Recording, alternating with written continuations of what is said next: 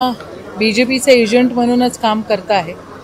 आज सन्मान्य राहुलजींनी एक एक वोट गिनून तुम्हाला त्या ठिकाणी दाखवलं। आमच्या मतदारसंघामध्ये पण खूप मोठी तफावत आहे। एका मतदारसंघामध्ये जवळपास 14, 15, 16 हजार डुप्लिकेशन आहे। 2009 पासून जर आपण मोजलं तर वाढता क्रम राहिला पाहिजे लोकसंख्येचा।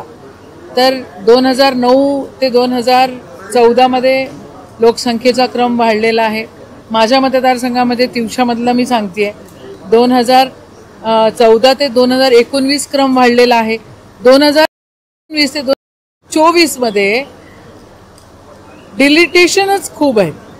म्हणजे जवळपास तुम्ही डुप्लिकेशन आणि डिलीट झालेल्या मतांचं जर त्याच्यामध्ये कॉम्बिनेशन करताय तर जवळपास 25 ते 30 हजार मतांचा डिफरन्स त्या ठिकाणी येतो आहे। तर एका मतदारसंघामध्ये म्हणजे माझ्या मतदारसंघामध्ये वोट डिलीट झाल्यासारखं मोठं प्रमाण आहे। 14,000 डुप्लिकेशन त्या ठिकाणी आहे। आणि बडनेरा मतदारसंघामध्ये लोकसभा 2024 ते विधानसभा 2024 मध्ये जवळपास 31,000 मतं वाढल्याचं आहे। आता हे अनैसर्गिक आहे। नैसर्गिक वाढ म्हणजे प्रत्येक वर्षाला जवळपास 3-4 जास्तीत जास्त 5,000 मतं वाढत असतात।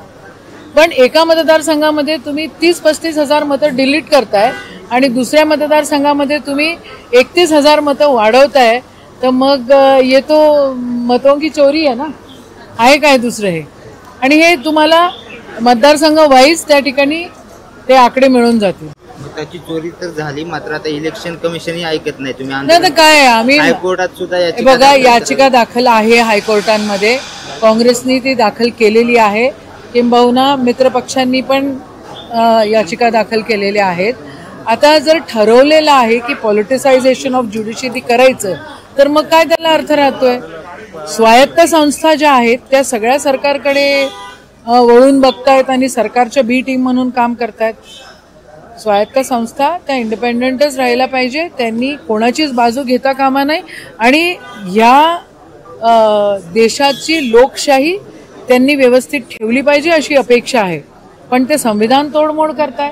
1 पर्सन 1 वोट हा अधिकार संविधानाने दिलेला आहे, पण 1 पर्सन 4 वोट 1 पर्सन 2 वोट हे काय चाललेलं आहे? हे चोरी नाही आहे तर मग काय?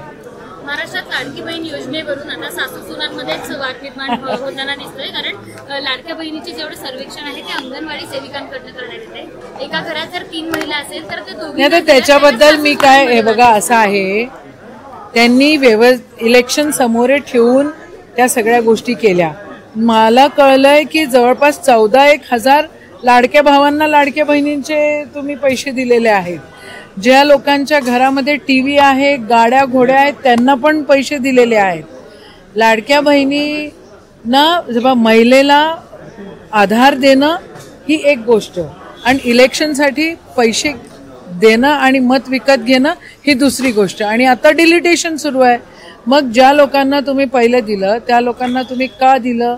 मग आता का तुम्ही डिलीट करताय? म्हणजे तुम्ही इलेक्शनच्या समोर ते सगळं केलं ना। मिळालं पाहिजे महिलांना, पण अशी गपलत होता कामा नाही।